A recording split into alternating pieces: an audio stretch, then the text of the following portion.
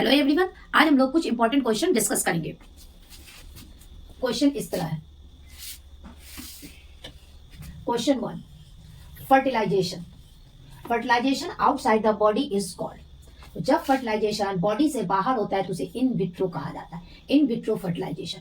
और इन vitro fertilisation के परिणाम स्वरूप टेस्ट ट्यूब बेबी का निर्माण होता है। Test tube baby, test tube baby का निर्माण होता है। यानी कि ये इन विट्रो फर्टिलाइजेशन का टेस्ट ट्यूब बेबी एक इंपॉर्टेंट एग्जांपल है। तो हमारा सही आंसर क्या हुआ? ए। लेकिन हमारे पास एक और ऑप्शन है, इन विवो फर्टिलाइजेशन। तो जब फर्टिलाइजेशन इनसाइड द बॉडी होगा, जब लिविंग के बॉडी के अंदर फर्टिलाइजेशन होता है तो उसे इन विवो फर्टिलाइजेशन कहा जाता है। In vivo fertilisation.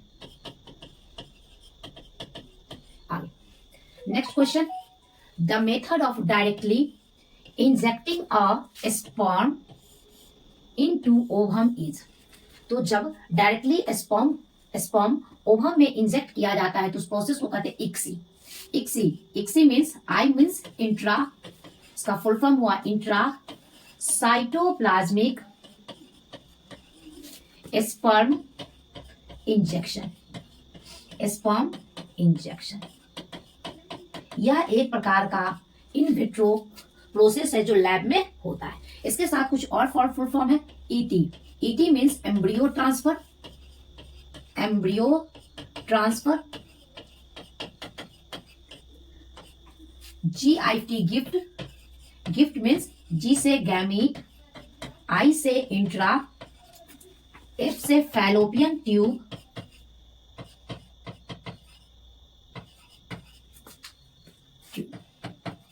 ट्रांसफर। और जिफ्ट, नेक्स्ट ऑप्शन है ZIFT. ZIFT means zygote, intra fallopian tube, transfer. ये कुछ इंपॉर्टेंट फुल फॉर्म है जो बार बार एग्जाम में पूछे जाते हैं। लेकिन हमारा क्वेश्चन क्या है कि the method of directly injecting a sperm into a ovum is ICSI. तो हमारा सही आंसर क्या हुआ? बी। इक्सी का फुल फॉर्म है intracytoplasmic sperm injection. Next question देखते हैं।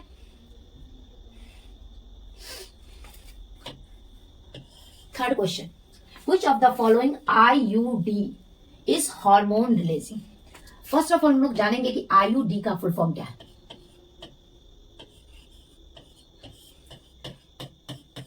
Intra uterine devices. और हार्मोन रिलीजिंग, हार्मोन निकालने वाला, हार्मोन रिलीजिंग आईयूडी कुछ इस प्रकार है। एक है LNG20, LNG20 ये एक आईयूडी है, इंट्रा यूट्रीन डिवाइसेस है जो हार्मोन को निकालता है। और दूसरा है प्रोजेस्टार्स, प्रोजेस्टार्ट। तो हमारा सही आंसर क्या हुआ? B, LNG20।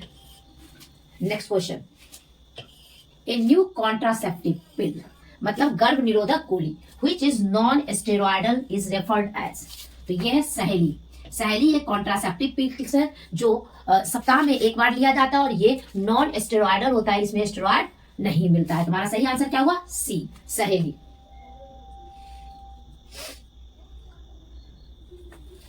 Next question, which of the following is a STD, sexually transmitted disease. STD वैसे डिजीज जो सेक्सुअल कांटेक्ट से फैलते हैं उसे सेक्सुअली ट्रांसमिटेड डिजीज कहा जाता है।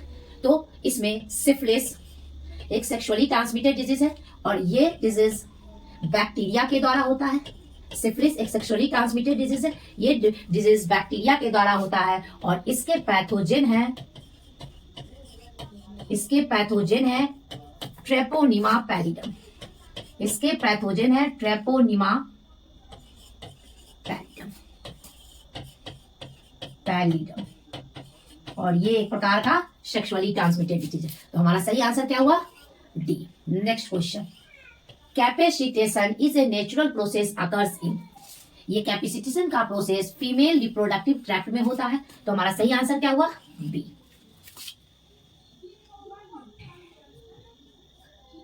Next one, what is the function of copper T?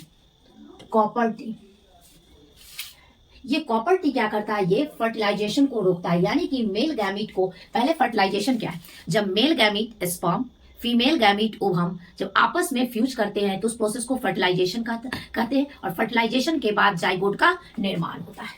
तो ये कॉपर टी एक गर्भ निरोधक है और ये फर्टिलाइजेशन को स्टॉप करता है, यानी कि ये स्पर्म और ओवम के फ्यूजन को रोकता है। तो हमारा सही आंसर क्या हुआ?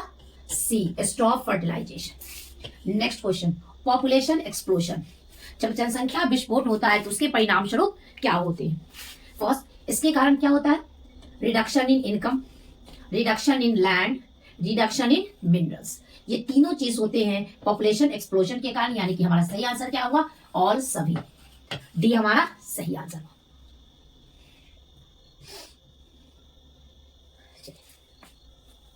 Next question, amniocentesis involves the analysis of। amniocentesis एक प्रोसेस है और इस प्रोसेस में जो एम्ब्रियो है उसके अमनियोटिक फ्लूइड का क्या किया जाता है? एनालिसिस किया जाता है, विश्लेषण किया जाता है, और ये अमनियोटिक फ्लूइड अमनियोटिक कैविटी में भरा होता है। तो हमारा सही आंसर क्या हुआ? C. Next question, what is the population growth rate of India as per 2001 census? जब 2001 में सेंसस हुआ था उस समय हमारे इंडिया का पॉपुलेशन ग्रोथ रेट लगभग 2% के आसपास था, अप्रोक्सीमेटली 2%, यानी कि हमारा सही आंसर क्या हुआ? सी।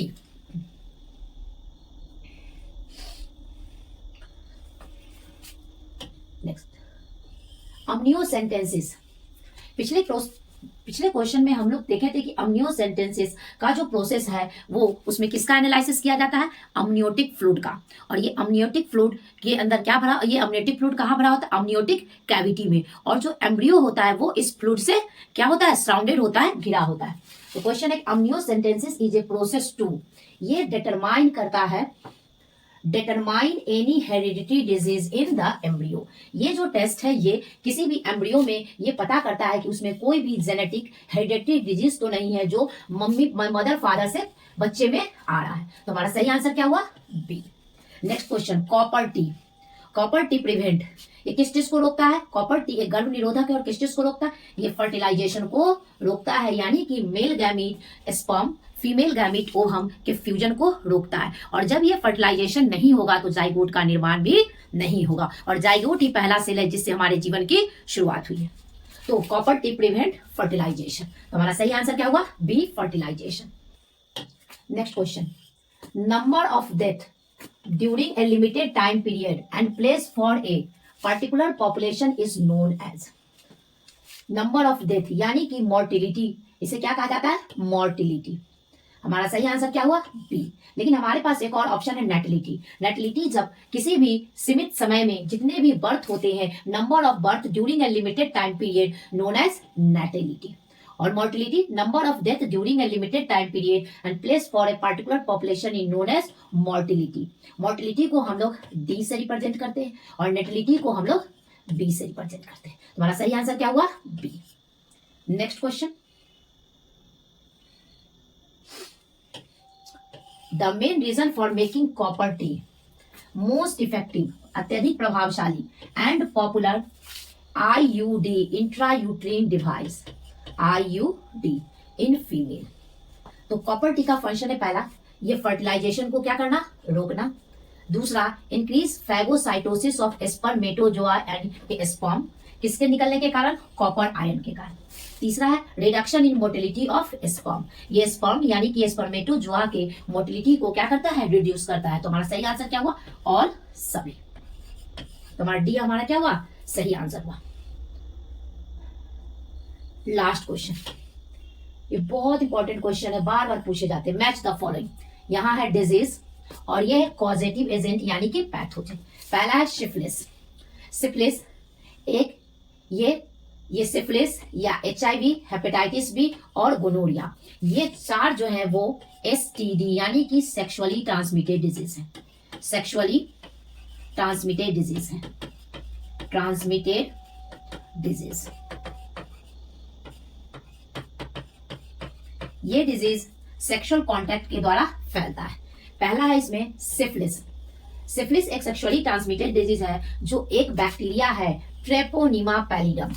एक बैक्टीरिया है जिसका नाम है ट्रेपोनिमा पैलिडम, जो एक बैक्टीरिया है उसके द्वारा होता है।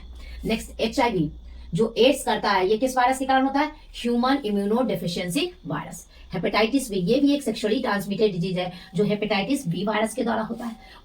और ये HIV और हेपेटाइटिस बी ये वायरल डिजीज है, यानी कि ये वायरस से होता है।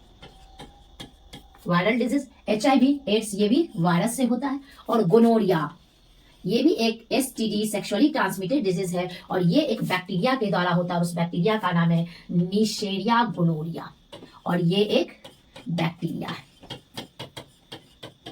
अगर हम लोग ध्यान दें तो इसमें 4 सेक्सुअली ट्रांसमिटेड डिजीज है। इसमें से 2 डिजीज वायरल डिजीज है, यानी कि वायरस से होता है, और 2 डिजीज बैक्टीरिया से। बैक्टीरिया से होने वाला डिजीज है सिफिलिस और गोनोरिया। सिफिलिस ट्रेपोनिमा पैलिडम से होता है जो बैक्टीरिया है, गोनोरिया निशेरिया गोनोरा जो बैक्टीरिया से होता है। और HIV और हेपेटाइटिस ये वायरस से होते हैं। HIV human immunodeficiency virus से और हेपेटाइटिस बी वायरस से।